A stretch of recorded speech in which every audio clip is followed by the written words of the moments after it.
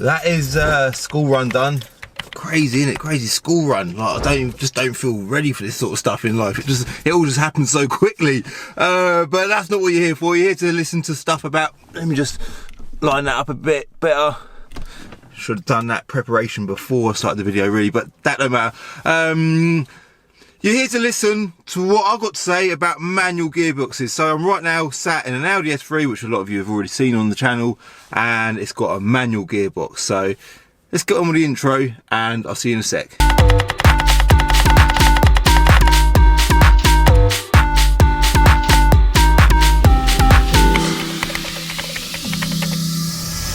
Right, first job of the day is, believe it or not, it needs fuel. So I'll get some fuel and we'll get on with the video.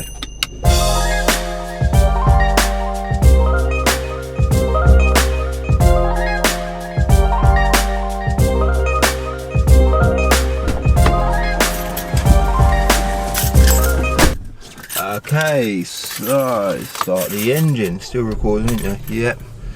Screen comes up in the middle. It's quite a nice touch actually, that screen popping up, but it does get a little bit distracting. So although it is very nice, I like to just put it down. You've got this button just here and you can put it down. So let's get out of this car's way, turn the radio down a little bit.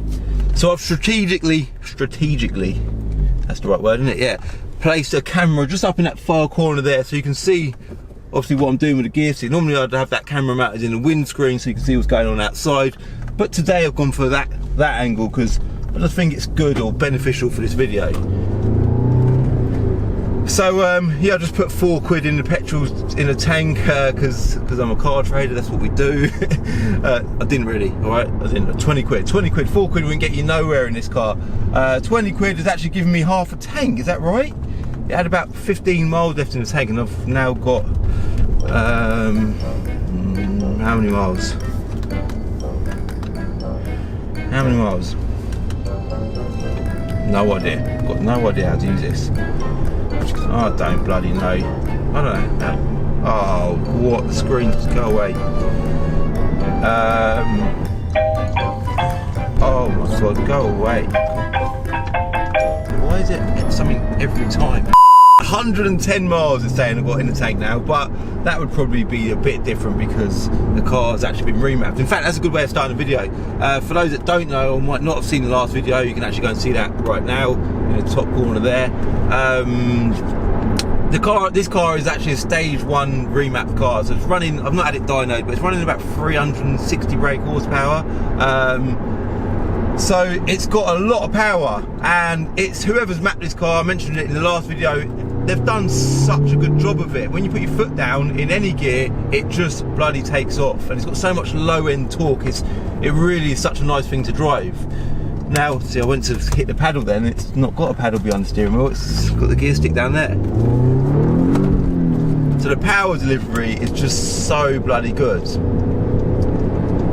My first job of the day, so let me just tell you the plan for the video, or the plan for my day, is right now I've got a box of rubbish in the boot of the car which I've got to take to the tidy tip. So I'm going to go do that first, and then I've got to head over to my shop in Dunstable, grab a couple of bits, and that's pretty much it for this video.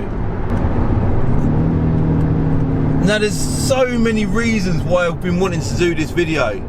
And so I was on my way to obviously doing the school run this morning, and my little boy Kai, he's 5 years old, he's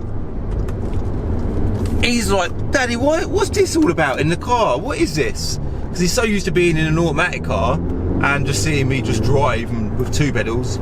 And in fact, let me just go to the tidy tip quickly. I've just got a box of rubbish I've got in the boot. Let me just quickly drop this box of rubbish off, and then we'll continue on our chat about manual gearboxes, yeah? 1 second.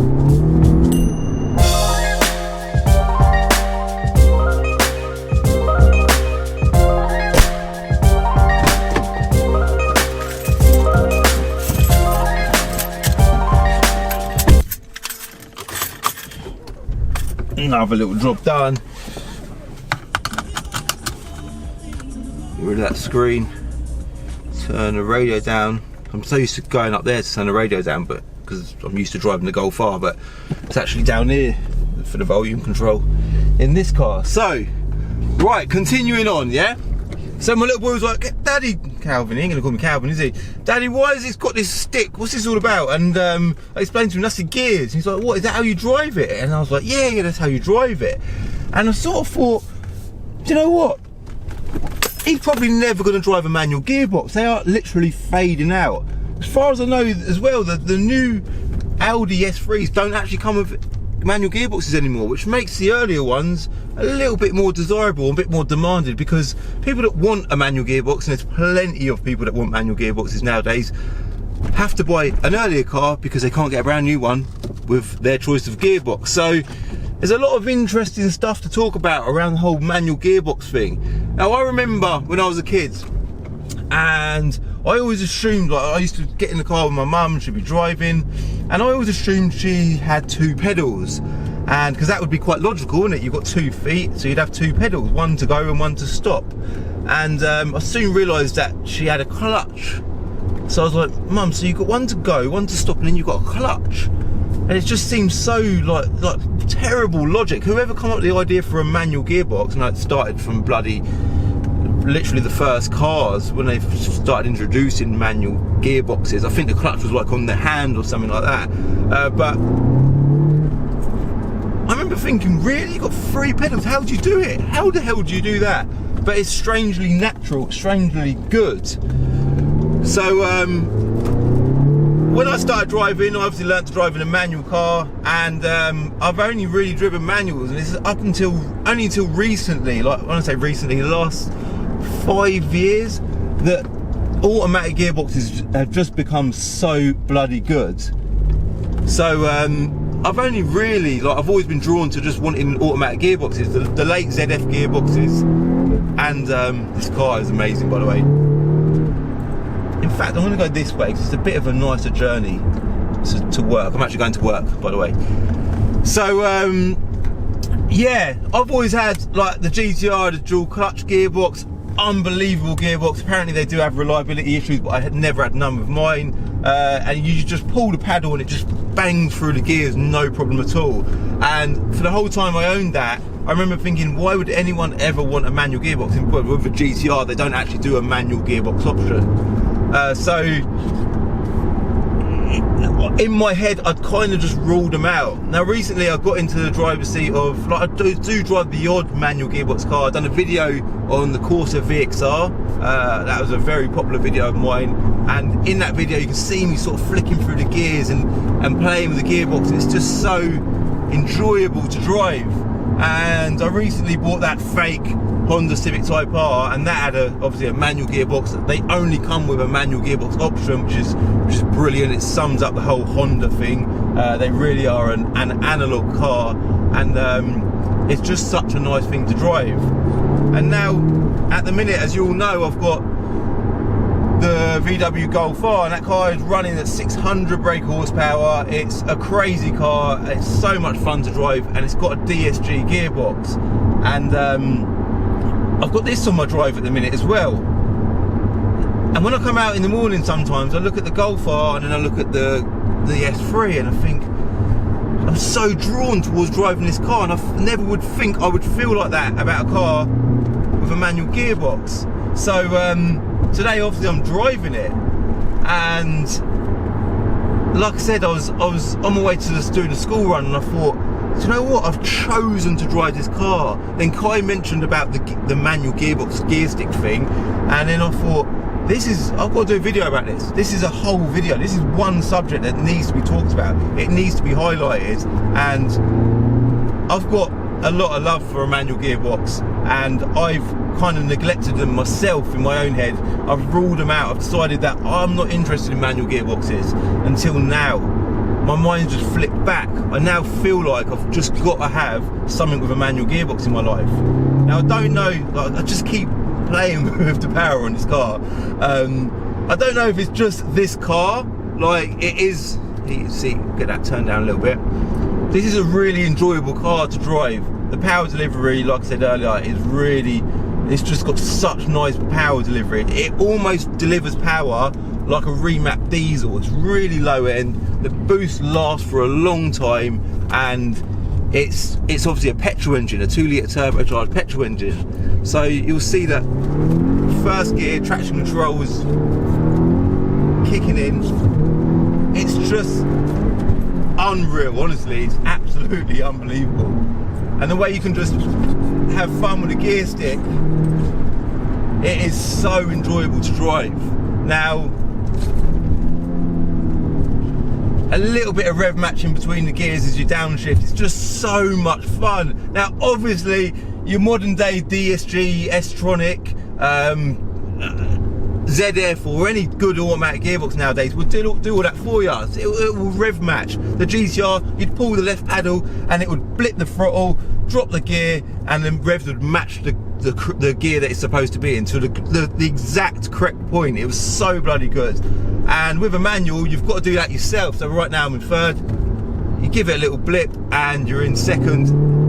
And I'm doing just as good a job as any bloody automatic or DSG or ZF or whatever you want to call it, any other gearbox would do, but it's not doing it for me, which some people would say. I used to think, well, why would I want to do it myself when I can get a gearbox that can do it for me? But when you do it yourself, it's just so satisfying. And when you just it just crackled out the back a little bit there at the top end of the gear. When you just put your foot down and you just feel that power, and you're doing everything yourself with your third pedal and your stick on your left hand, if you're in this country, that is. Obviously everywhere else in the world seems to have theirs the other way around. I don't know why that is. The wrong way. They have theirs the wrong way, we have ours the correct way. I'm gonna have Americans in the comments now saying, no, you're the only people on the planet who've got it on that side of the road.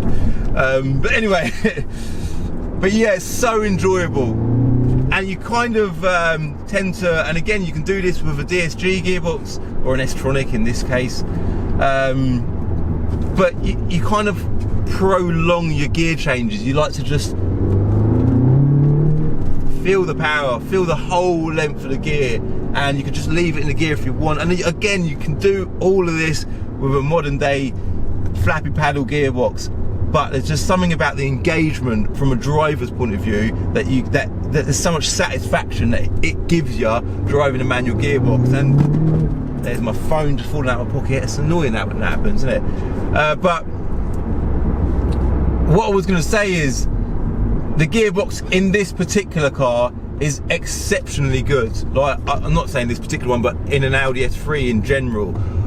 It is really nice to use. It's a really soft and light gearbox, whereas like a Honda gearbox is a little bit more clunky and clicky in a nice way. Honda gearboxes are really good, but they've got a different feeling, different bit of feedback that you'll get from a Honda gearbox over an Audi gearbox. Now, one thing I would say, which is a massive downfall to manual gearboxes, is the strength of the clutch. Now, I truly believe that, thank you sir, there is a huge issue with the, what is it, Sales of Goods Act, fitness for purpose. With me and Leon was chatting about this the other day. Fitness for purpose of the new, or the current, should we say, should we say, start again. Fitness for purpose for the manual gearboxes in Golf Rs and Audi S3s. Now recently I had a Golf R, it was I think a 64 plate, or it might have been a 15, and the car had done 15,000 miles, yeah? So it's out of warranty, but it had only done 15,000 miles. One day I was driving that car, it's a stock car, not been remapped. I was in second gear, put my foot down, and I thought I felt it slip a little bit. For those that don't know about how to check if a gear or a clutch is slipping, just put it in a high gear, put your foot on the floor, and you'll soon discover if it slips or not. The revs will ride up, and you'll notice it. You'll soon see that your car has got a dodgy clutch, okay, or if it has. So this Golf R, I drove it second gear, it slipped a little bit. Put it in third, it slipped a bit more. Put it in fourth, put my foot down at like 30 mile an hour, and it bloody slipped, and it had only done 15,000 miles. That is no good. I don't care how that car's been driven. As the Golf R there, 18 plate. Oh, that was nice. Yeah, I don't care how that car's been driven, although I suppose within reason, but them clutches should not slip. And ironically, we also had another Golf R that had done about 25,000 miles, and that also needed a new clutch. Now, I think that is absolutely bloody terrible. Now, this car, I've been driving this for a bit now. It's done 65,000 miles, okay?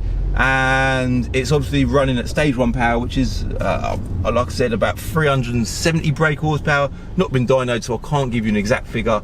But it's running above standard power. It's got a hell of a lot of torque. I can feel that. Again, I haven't got a number, like a figure for you to tell you what amount of torque it's running, but the clutch is absolutely fine. I don't have any history on this car, so I don't know fully what modifications it's had, but there is absolutely no way in hell this car has got a stock clutch, because it just wouldn't tolerate the power, which I think is terrible. If this was I keep saying DSG, a DSG or an s-tronic gearbox now, and it was stock clutch, stock gearbox with stage 1 power, you would never have to consider changing the clutch. And I think that is a massive annoyance for people like me and you that would consider buying a manual gearbox on a Golf R or an S3, but knowing you're going to be faced with the possibility of having to change a bloody clutch. I don't think that's acceptable. So if you have got a newish Golf R or S3 and it's out of warranty and it hasn't done crazy amount of miles and you've replaced your clutch on it, I think you'll probably agree with me that it ain't very good. But anyway, I'm not here to slag off main dealers. I'm here to talk about the manual gearbox. I think I've pretty much, like, it may have been a brief video, but I think in a nutshell, to summarize this video, I have to say that myself, I am a massive manual gearbox fan, and like I said earlier, I will definitely make sure that I've always got one in my life, because I just think they're so satisfying, they're so engaging, they're so much fun that I kind of feel almost annoyed with myself that I blocked them out of my life. I just ruled them out. I thought modern automatic gearboxes are so good that I didn't think I'd ever want to be in the driver's seat of a manual again in my life, and I was wrong. They're just so good. So I am going to leave it as that. I'm almost at work now, but thank you as ever for watching. For those that don't know, I'm sure you got the gist. I'm a car trader, so this is a car that we've got in stock. I've also got another manual S3, funny enough, because I'm quite convinced that annoyingly my camera just cut out there, so it gets to a certain point of filming, because I do like to bang on a little bit and it just automatically cuts out. So, but I didn't realise I was just happily driving down the road and didn't realise I weren't even bloody filming. But I am now at work. But I was saying, I think somewhere along the lines of, we have got a couple of manual cars in stock at the minute, a couple of S3s. I am quite convinced that manual cars are holding strong values, because there's lots of people like me that are coming to terms with the fact that they're just so bloody good. I recently bought the Honda S2000, again another great manual gearbox car. There's so many things I could suggest, like I say, Golf R's, S3, Honda Civic Type R's, Corsa VXRs, Astra VXRs, just endless amounts of cars. But I'm not at all saying that I would prefer, or not even prefer, I'm not at all saying that I think manuals are the best thing to go for. I just think there's a time and a place for both gearboxes. To daily drive, you're doing long commutes, you want an automatic gearbox because you ain't got to mess around with the clutch. If you're sitting in traffic in London or whatever, you don't want to be on and off a clutch all day, I get that. But from a driving point of view, again, performance wise, I'm sort of contradiction as I say. There is a lot of pros and cons with a manual and an automatic gearbox, and it is all personal preference, but I just think from an engagement point of view, a manual gearbox offers a little bit more than an automatic gearbox does. So yeah, so I am going to leave it as that.